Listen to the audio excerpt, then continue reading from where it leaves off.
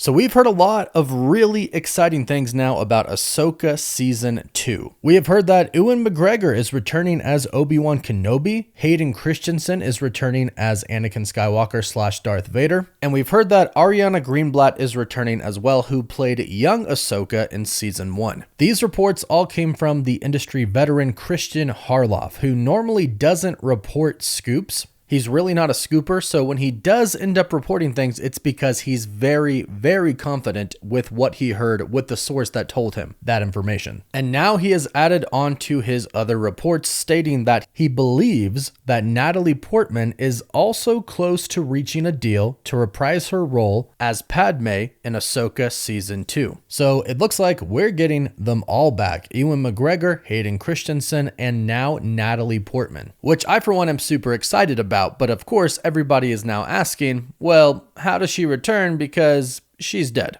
And she also was not trained as a Jedi, so she shouldn't be able to come back as a Force ghost. So how else would she appear in Ahsoka Season 2? Well, it seems like most people online right now believe it's going to be one of these three ways, and I personally believe that that's the case as well. So how does Padme return? 1. Flashback for Ahsoka. Keep in mind, Ahsoka did know Padme. The two of them were friends, and Padme at one point in time even kind of taught Ahsoka about war. She showed her that war wasn't all she thought it was, and it's not so black and white. Padme taught Ahsoka about politics, and might I add, behind Anakin's back. And Ahsoka pretty much knew that Anakin and Padme were in a relationship, but chose not to say anything. Also keep in mind, when Ahsoka was accused of bombing the Jedi Temple, Padme was one of the very few who were on her side and agreed to represent her during her trial.